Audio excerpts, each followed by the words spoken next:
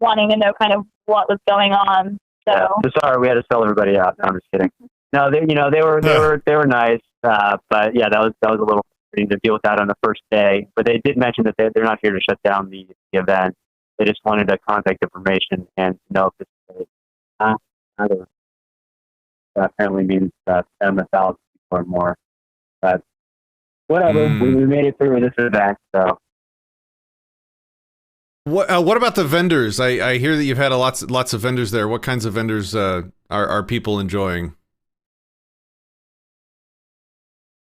Yeah, all that we've have people selling coffee, selling food, selling vegan, food, selling barbecue, everything, Texas barbecue style stuff. We have like a butcher here. What does he call himself? The Anarchast butcher.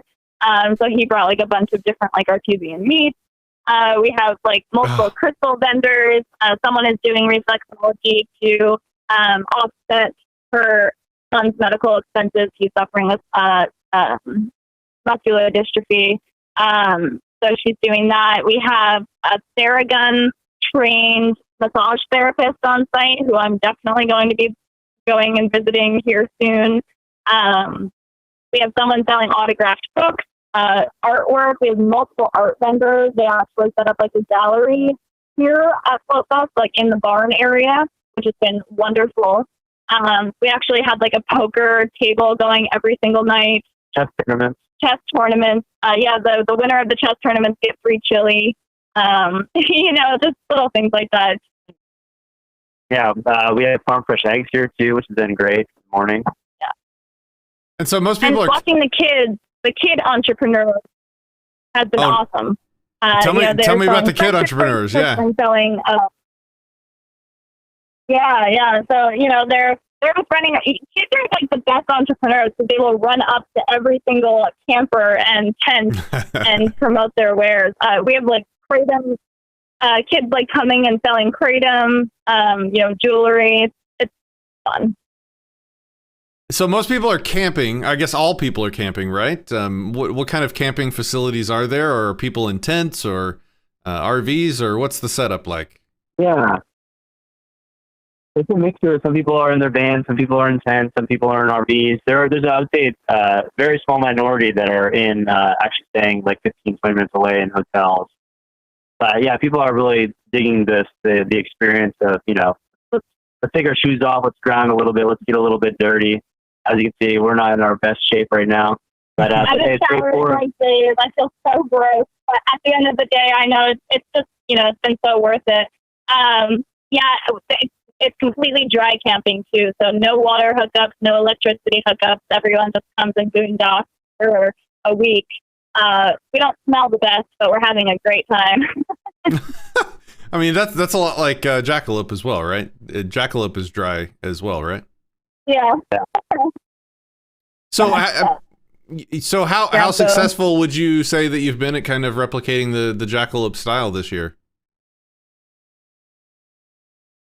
I would say the difference between us and Jackalope is that Jackalope is purposefully decentralized. If the cops come and they ask for the organizer at Jackalope, there is no organizer at Jackalope. I mean, Alma promotes it, but Ernie Hancock is very adamant, about there being no organization because then there's no central head to cut off.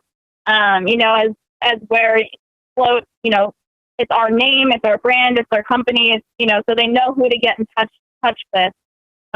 I'd say like we're in a cross between Pork Fest and Jackalope right now, but we're looking to strategize to be more decentralized in the future. But this is definitely, a home run for the first event. Again, credit to Aaron and the rest of the team for really focusing on this. They put this together in 60 days.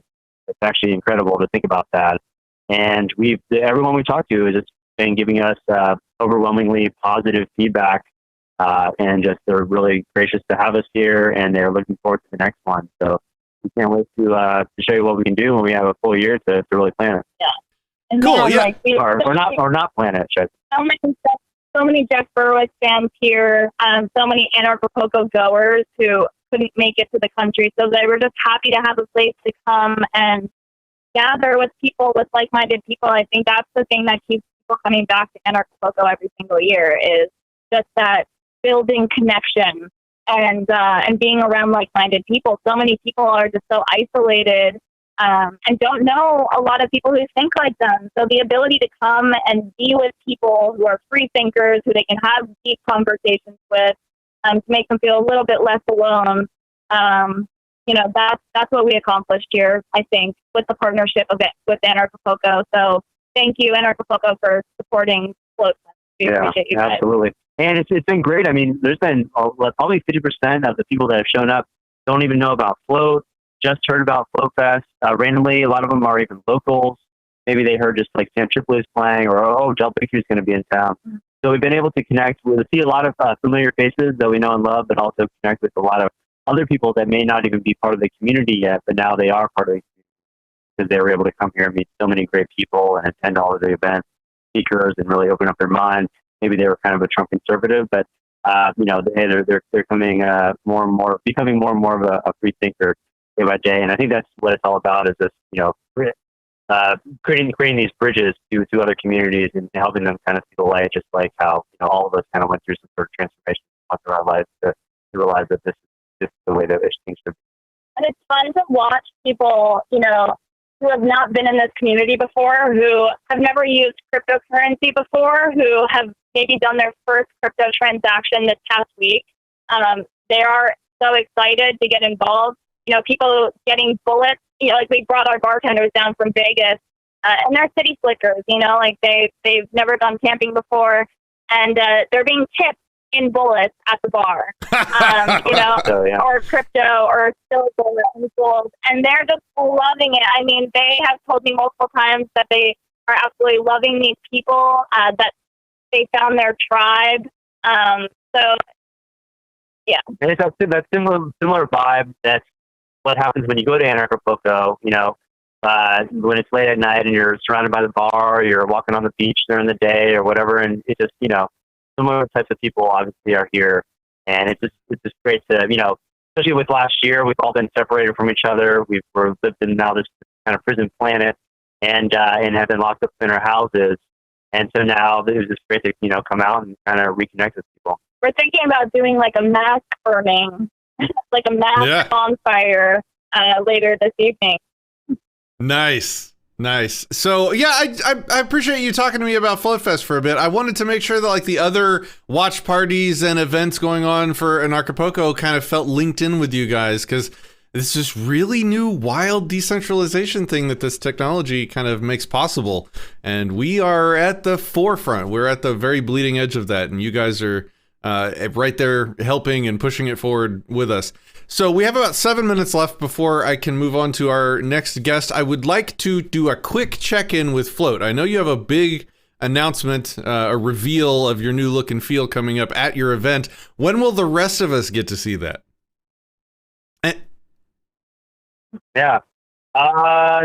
We should be able to reveal it here shortly. I'm also happy to announce that we just secured our seed round finally for $2.5 million.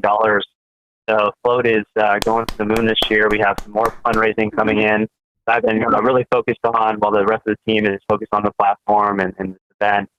So we're really primed for success this year. And thank you to the Float community and Patrick, you for supporting us so early on and helping us, with even just feedback and just everything that you do. We're grateful, really deeply grateful for all of our users, and that's what this week was really about, is building community not only online but in person. But we're so deeply grateful for everyone who helped us kind of like get to where we are, and it's been fun. So with the reveal, I don't know. I'm not sure if that's going to be posted immediately. Maybe we'll like tease it. But I will be happy to say that we will have Float Fest merch available to sell online. So if you are not at the event and you want like a ceramic mug, that was a very hot commodity. If you want like a Float Fest sweatshirt, a hat, we can go ahead and get those to you. So yeah, if we couldn't make it, and just for the touch back on the platform, I mean, we were finally going to be releasing Float Market with an integrated POS system. We're going to be adding more cryptocurrencies to the wallet. We're going to have a fully non-custodial wallet here shortly. There's some really big things planned, and a lot of things that will be happening this year and next year as we move forward in our decentralization strategy and connecting, people and payments. That's the big part of what we're doing, obviously. And we have, thanks to this event, seems like we're gonna have some really great promotion for Float. We're gonna be on the high wire with Del Bigtree. It seems like we're gonna be on Tinfoil Hat with Anarchapulco here soon. So we should see an influx of users here in the next week. I was on a good spike in our social media this week. Yeah. So that was nice. You said something about a marketplace. Can you talk a couple minutes about what this marketplace feature is going to look like and how it's going to work when it comes out? Yeah. Float Market is supposed to be kind of, obviously a play on Facebook Marketplace, but just, connecting people and peer-to-peer payments and making crypto possible. You can also, use cash or whatever you want else to barter with other people in the Float community or outside. But we have some merchants that have they'll have over 100 locations by the end of this year that are going to be signing up with Float Market and our integrated point of sale system. So you'll be able to use Float technology, the platform, and also our token that we'll be releasing here in the coming months, and also be able to use cryptocurrency in a more easily accessible fashion for the end user when it comes to using it in a retail environment in person. So we're really excited to showcase that as well. What you said you were going to go to a non-custodial cryptocurrency wallet as well as add in other cryptocurrencies. Can you tell us what the first set of other currencies you'll add are going to be? Yeah. Ethereum will be the next one. We're interested in Bitcoin Cash and Dash as well. But with Ethereum, we can support our upcoming token and also stable coins. So that's just kind of important for especially no coiners. But yeah, we're very interested in supporting Bitcoin Cash. Obviously, the transactions we've been doing some Bitcoin Cash transactions here. Mostly Bitcoin Cash transactions. And it's easier for cash for low fees passive transactions right now. Yeah, I did a Bitcoin transaction yesterday. I paid $20 for it. I paid $150 for a painting today, and the fee was $9. Yeah, it's not. So, although someone framed it an interesting way at FloatFest, actually, they said, well, it's still, even though maybe it doesn't beat PayPal or other things for smaller transactions, it sure does beat paying taxes and dealing with the IRS. So, hey, I guess that's a different viewpoint that I haven't heard before, and I yeah, and there's a lot of community support around adding Dash as well. So that will be the next one after Bitcoin. Yeah, and we love Monero. A lot of the top coins, we'll be supporting as we move. Yeah, I've been really hard on Bitcoin lately. Maybe too hard. Well, I'll have to get another maximalist on the show soon to set me straight. We'll see. All right, we have about a minute and a half left. Is there anything else that you'd like to tell people at the rest of the Anarchapulco network? Thank you guys again for Anarchapulco, organizers for helping us put this together as well and promoting us. Thank you, Patrick. Thank you, Anarchapulco community. We were there we missed last year, but we were there the previous 3 years, and we just love it. And we're just happy to support Anarchapulco in the U.S. and in Texas. And I'm so proud. I'm so proud of Anarchapulco this year. I love Kat, and I think she is working her tail off, and Lily and everybody, and Macy. I see how hard they work, and they definitely catch shit for what they do sometimes. But at the end of the day, I think people are way too hard on them. I think everyone needs to take a step back. Everyone needs to have some compassion, because throwing an event at the scale of Anarchapulco is so not easy. And so my hat and my heart goes out to them. They're doing an amazing job. Amazing. And they've done I love this strategy. And they've done it all in only 3 months, which is insane for an event of the size that they did it this year. Normally you'd plan that a year in advance. So it's been crazy, and she's done well. Speaking of Catherine, that is who we are talking about next. So Aaron and Kingsley, thank you so much for hanging out with me for half an hour. Let me let you get back to your awesome event there, and tell everybody I said hi, and because I have so many of my friends are there. So tell everybody I said hi, and we'll talk to you soon. Thanks, guys. Thank you, Thank you. Patrick. All right, ladies and gentlemen, next up we have returning to the show. We had her on the first day, and so I thought it would be very fitting to have her on the last day of the event. How are you, Catherine? Producer and mega boss of all things in Anarchapulco this year. How are you? Hi, Patrick. I'm awesome. I'm feeling a little bittersweet. It's the last day, which means I can take a break soon, but it's the last day, which means we're all going to be dispersing soon. So it's very bittersweet. Well, how closely did the execution match the plan for these past 4 days? What would you, how did we do? Here at the venue, it was 100%. I can honestly say on day 4, we're breaking for lunch, and I have not had one complaint. Not one. Everyone is so happy. The venue's happy. Sponsors are happy. Attendees are happy. Everyone's happy. It's an awesome, awesome event. Now, the virtual tickets, thank you guys for your patience. We sold so many more virtual tickets than we were expecting. We did not have the infrastructure for customer service in place. And thankfully, some people stepped up and filled in, because by day 2, I was about to crash. And I'm feeling real good now. I got help. Our community is so amazing. People step up, they fill in. This really does take a village, and I'm so grateful to be a part of it. What was maybe the most surprising way in which somebody stepped up? Was there a particular hero in mind that just, totally took you off guard and helped in a way you weren't expecting? Yes. I'm not going to say this person's name, but it is someone who used to be involved with Anarchapulco at a very intimate level. And when I made a post at midnight on night 1 and said, everybody, I was not prepared for this. I'm drowning. I need help. Can somebody help? This person stepped up. They checked my email. They made a spreadsheet with all of the customer complaint concerns. They went through Telegram, added them to the spreadsheet, worked around the clock for 3 days dealing with customer support, unexpected, no compensation arrangement. I'm going to make sure that happens, but just jumped in and filled a role that needed to be filled, and literally took something that was making me physically sick to manage while also simultaneously managing the event off my shoulders. And so to you unnamed hero, thank you, thank you, thank you, thank you, thank you, thank you, thank you. Now, months ago, three months ago now, we had you on Anarchast to sort of announce the event, and we talked about how we had a drastically different kind of lineup for speakers this year. Instead of like a couple hundred speakers on multiple stages, we had a very pared down list for the event. What was the total speaker count? 30? 40? I think it was 44. How did that work out? How did that change the feel of the event? Do you like how it went? Do you wish we had more speakers? Have you gotten any feedback on that area? What do you think? I think the event was executed perfectly in terms of speakers. The combination of virtual and in person was awesome. The virtual speakers put so much love and care into their presentations.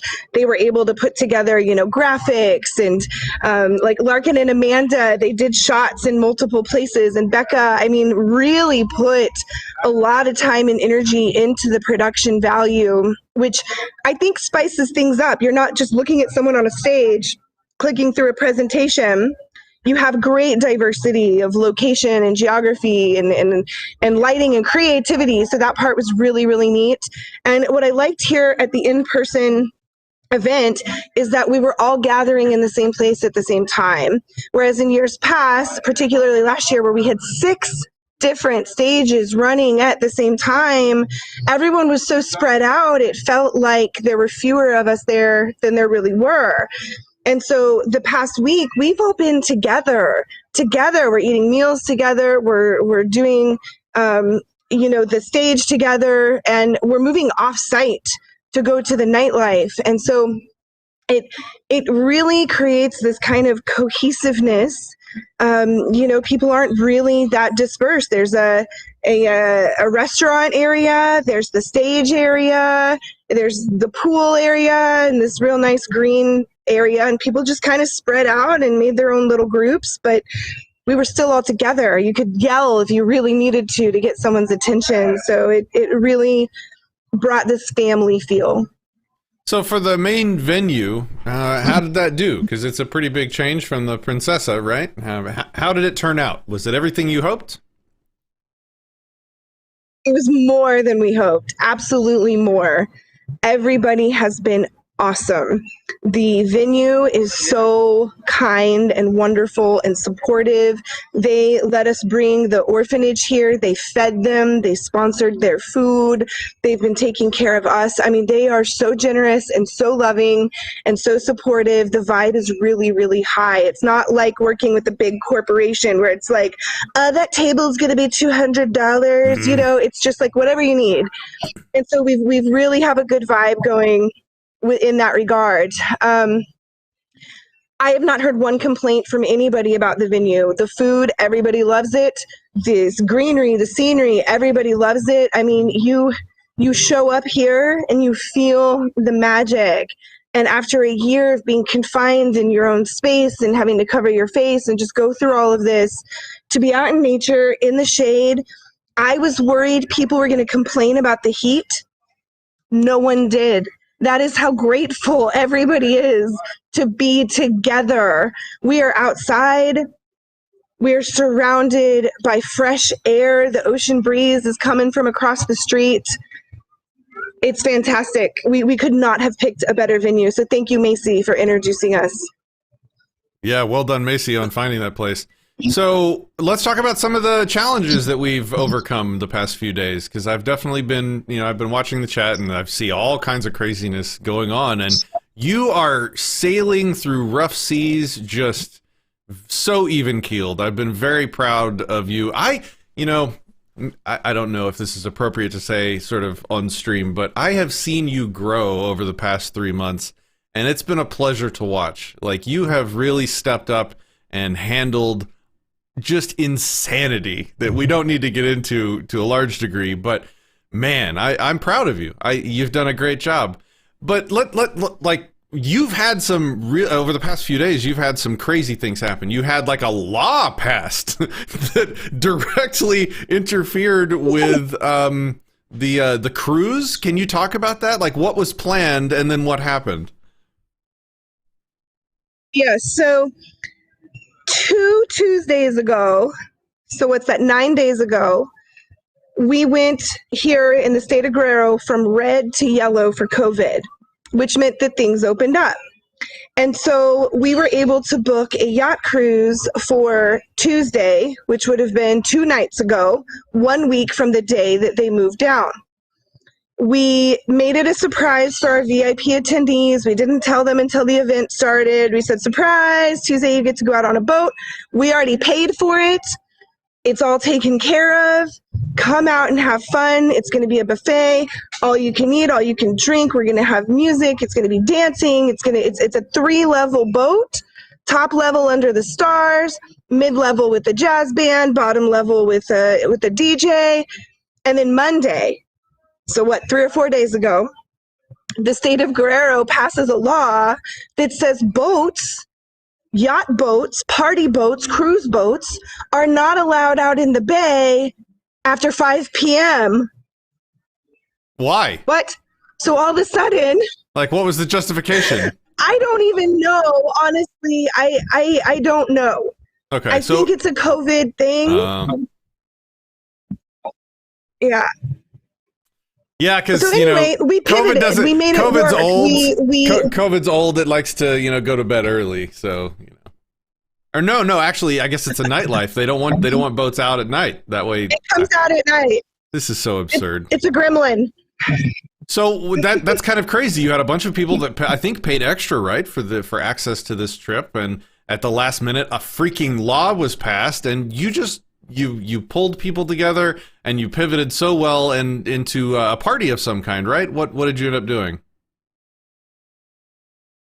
So we ended up going to a venue called Tony's Bistro, and thankfully our closing night party is owned by this guy Brian, and we let him know what was going on, and he's like, "Hey, I got another venue if the boat doesn't work out." But I'm telling you, there were lawyers involved, there were wealthy, influential people involved, there were relatives of politicians involved, like lots of strings were being pulled to get us on this boat. And we were still told no. The Navy said we will not be able to leave the dock. The Navy. So we ended up going out onto a this wonderful venue, Tony's Bistro, on Tuesday night, and now the cruise is taking place on Friday in the middle of the day. And unfortunately, about 20 people had already, made travel arrangements to leave. So not everybody's going to get to go, but we're still doing the cruise.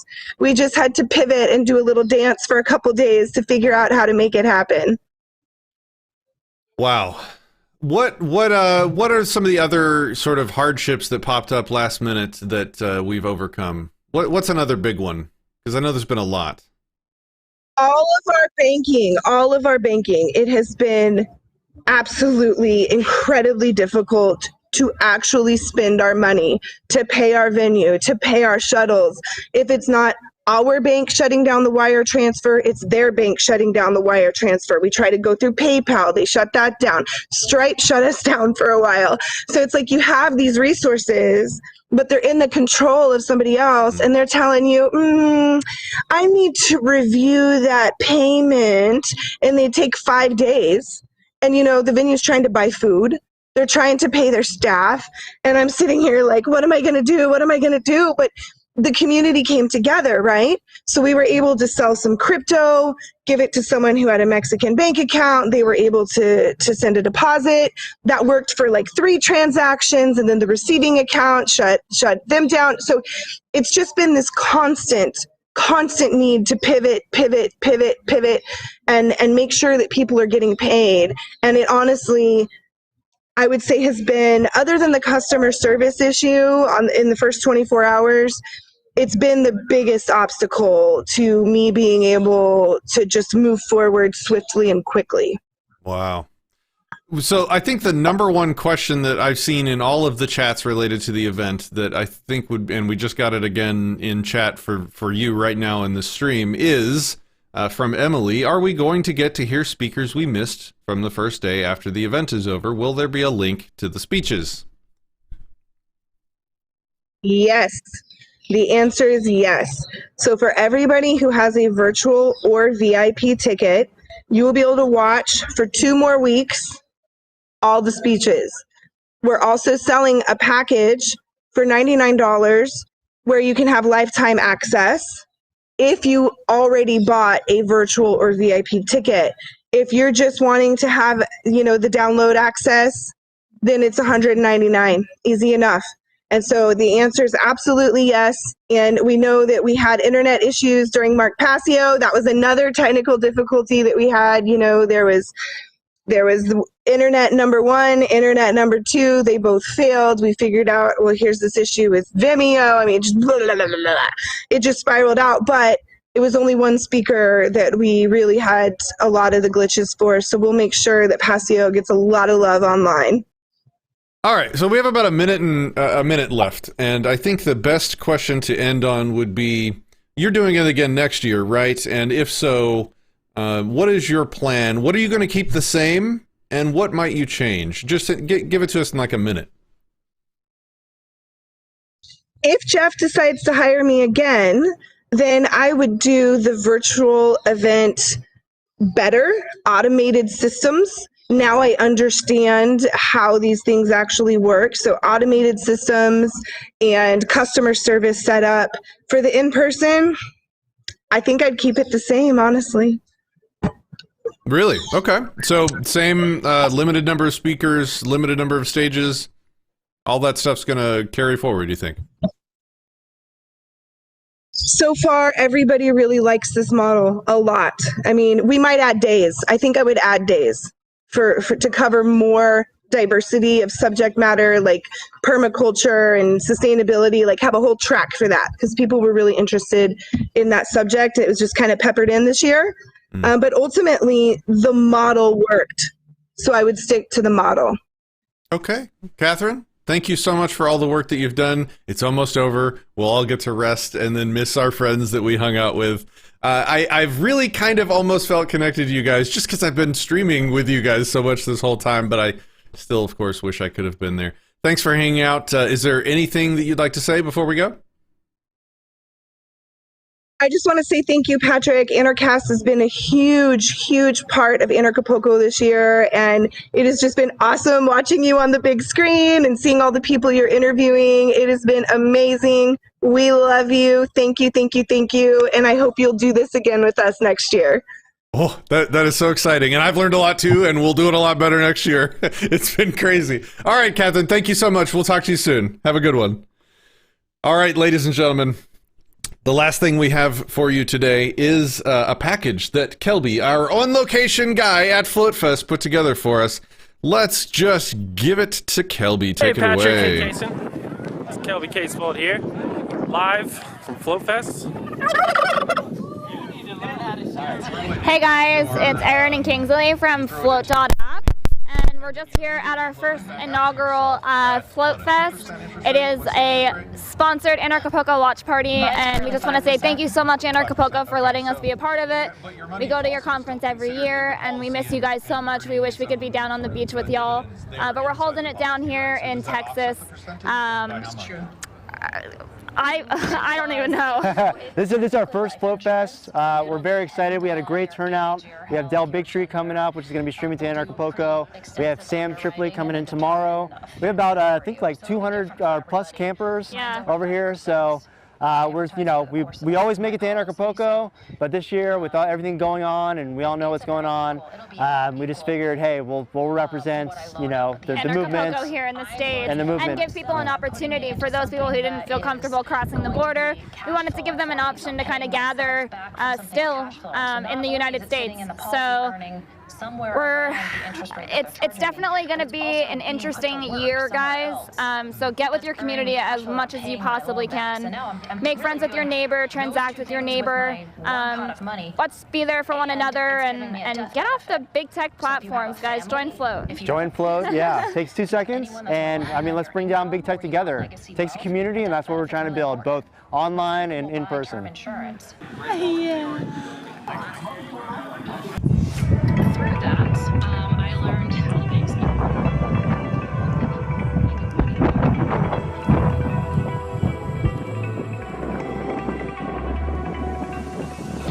What I've been thinking a lot about is that, is this billionaires? All right, guys, I know that we have another scheduled speaker coming up right now, but real quick, I just wanted to give a quick shout out. So for those of you who don't know, my husband's father is currently serving almost his 30th year in prison for $750 worth of cocaine that he sold in the early 90s. Kind of a crazy sentence. He has 30 more years on his sentence, but we are hoping that the governor will find it in his heart to release him within this next year. But today is his birthday, so I just want to go ahead and take some footage of all of us wishing Michael Edwards a happy birthday so we can show it to him when he gets out this year, hopefully. So on the count of 3, if you guys would so join me in wishing Michael Edwards a happy birthday. Just a big happy birthday, Michael, on the count of 3. Ready? 1, 2, 3. Happy birthday! Thanks, guys.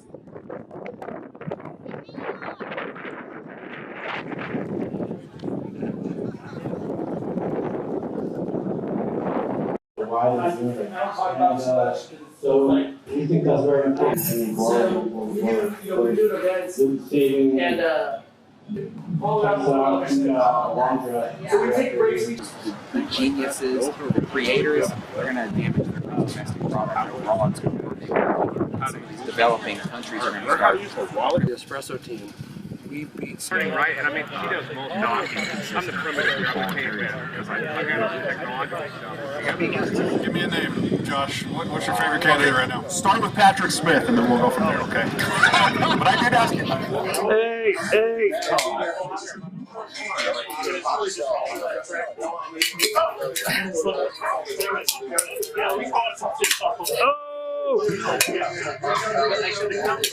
Hey!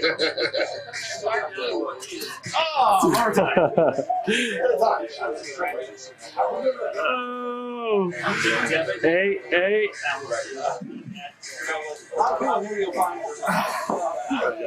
That's got to be tough, man. Here for you guys! Let's go, float!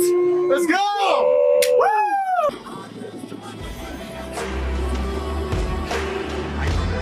Oh man.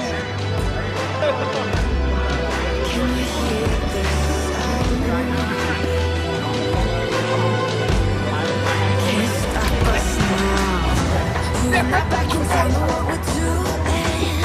Things are about to change, it's evolution. Won't you shake the ground, feel it moving? We the revolution. Low drop.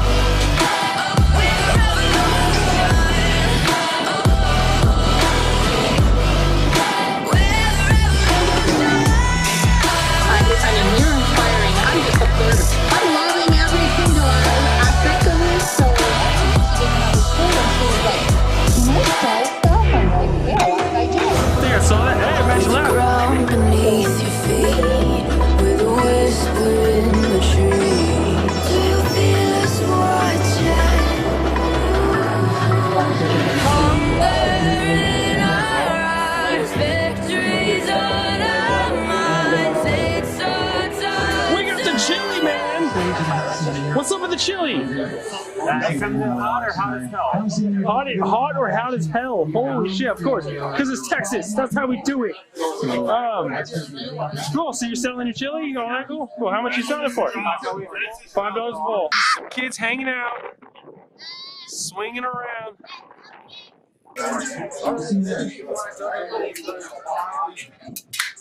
Hi, I'm Tyson Hall. And I'm Ailsa Hall. And this is our son Huxley. Our other kids are running around look at somewhere. this This is Guinness. Hey, say hi, Guinness. And we've come all the way from Sandpoint, Idaho, in northern Idaho to be here at Float Fest. We're super excited to be here. We've been following Jeff Berwick on the Dollar Vigilante for a long time, but a bit more religiously since the pandemic started.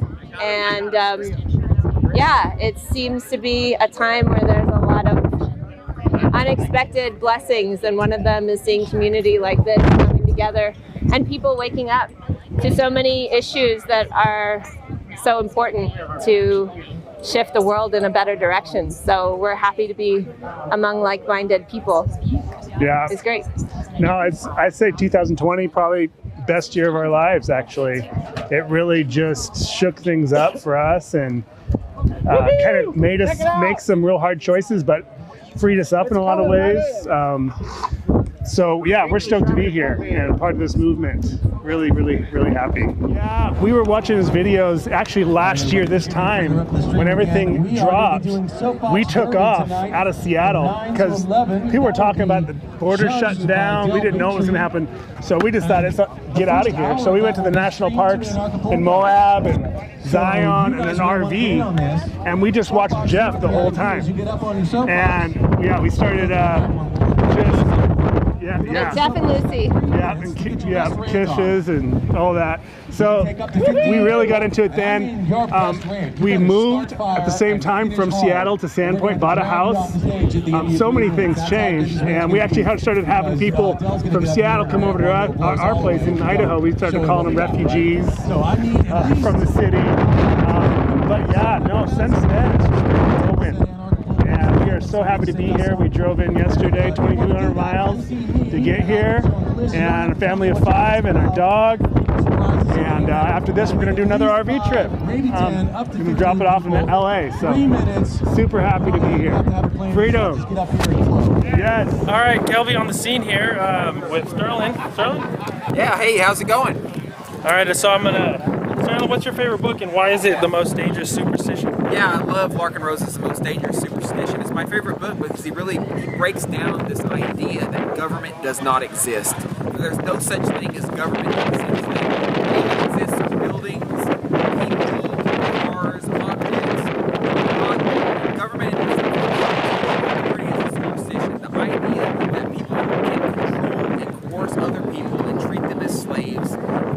absolute fabrication. So we have to recognize, in order to wake up and come to our reality, there's no such thing as government, no such thing as authority. And Market breaks it down in some of the best ways that I've seen. Really good examples, really good metaphors. Really recommend this book. Fantastic stuff. Really good. What do we got here? This looks interesting. Yeah, all sorts of herbal blends from the lotuses and some others that are kind of psychoactive. Lotus is a flower that is mildly psychoactive. It's very relaxing, pain relieving. It's euphoric. So a lot of people will use it on its own or mix it with other psychoactive substances to kind of help the high be really nice, because you can't really take lotus and not be just in like a easy, happy state. Okay, so you need a little help. Yeah. You need a little help. Okay, how do they make it? They mash it up? Yeah, it's just powdered flour. Powdered flour, yeah, cool. Ah. Yeah, and cool. then stuff like cayenne pepper, obviously good for flushing Okay. the system. Moringa's good for flushing, like heavy metals and stuff. A few of these I don't even know. I just got a whole bunch of them in bulk from somebody. Just does the stuff, okay. You are the vegan guy that makes the vegan food. Yep. I saw you at Jack Fest, Jackalope Festival. You had all the entree for everybody. That was awesome, man. Good guy right here. Cool. We'll be making a little bit of food out here, probably like 1 or 2 meals. Okay. Hey, I'm not trying to get you to feed me, you know what I'm saying? But hey, you know. Hey, hello, welcome to Float Fest. This is our first Float Fest. Hey, Mark. Okay. And so happy that everybody was able to make it here. This is our first one, like I said. It's been a great event so far. I hope you all are having a great time as well. So far, I mean, I couldn't ask for anything better. So I just wanted to give shout out to all of our vendors, all of our sponsors. I don't have a list on me, but hopefully my wife does. She'll be back in a second. This is our dog Satoshi. If you see her, she's friendly. And yeah, so if you don't know yet, Float is a crypto social media platform that respects free speech. We have cryptocurrency integrated. If you're not a member yet of Float, please consider joining. It takes 2 seconds. We just launched about 1.5 years ago, and I'm proud to announce that we just raised our seed round for 2.5 million. So we are ready to take Float to the next level, and that's what kind of this event is all about, is setting the stage and kind of making a marker. And we're going to be doing this, it's I think probably every year for the next however long. Yeah, and also thank you to the Float team for helping put this together. I had little to do with it besides helping with some aspects and helping fundraise to pay for it. But everybody else, all of our organizers, all of our volunteers, thank you so much. It really means a lot, and this is only going to get bigger. And like I was saying with Floats, if you haven't joined yet, this is our kind of our site right now. We're going through a redesign. We'll be going over our graphic designers here, and he'll be going through actually the redesign and some of the things that we have coming up in the future. And that's exclusive to Float Fest, so you guys get the first sneak peek of what Float 2.0 looks like. So. We have some big names, for this event. We have Del Bigtree. He's coming in. He's already here. He's on his way. We have Sam Tripoli, who's going to be hanging out and camping for the night. He's on his way from Austin. So I'm the founder, CEO of Floats, and this is my beautiful wife. And what actually inspired us for Float Fest is we went to Pork Fest last year in New Hampshire. We went to Jackalope in northern Arizona last year. We actually got married at Jackalope, which is beautiful. Another type of camping events.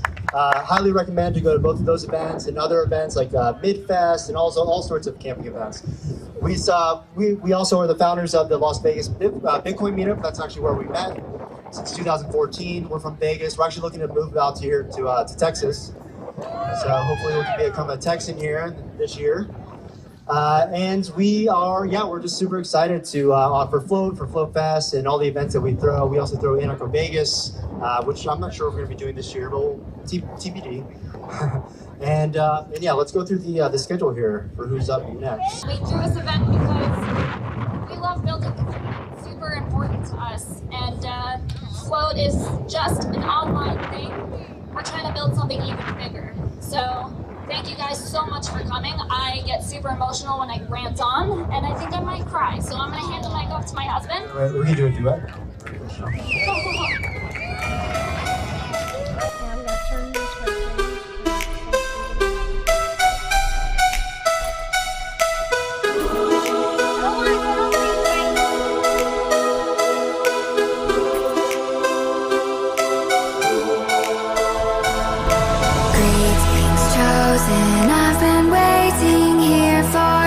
since the beginning of this universe. You know the world is fading. There's a secret power hidden in your soul. Don't be afraid to use it, 'cause you're the one. You're the one. You're the one. You're the one. And there you have it. Everybody at Anarchapulco, you've seen Float Fest, at least the first couple days. This is what we're doing here. We're camping, we're having fun. We're enjoying freedom. You guys have fun out there. Back to you, Pat. Ladies and gentlemen, this concludes the last Meet the Speakers live stream on Anarchast. Thank you so much for joining us. Shout out to everybody out there at Float Fest watching on this massive screen that, oh man, take a picture. If you're watching this right now, take a picture of me on the big screen. I just want to see what it looks like. It'd be amazing. All right, we will be back at 5 p.m. Central on the Anarchast mainstream to talk with Vin Armani. I am so looking forward to the conversation. Peace, love, and anarchy.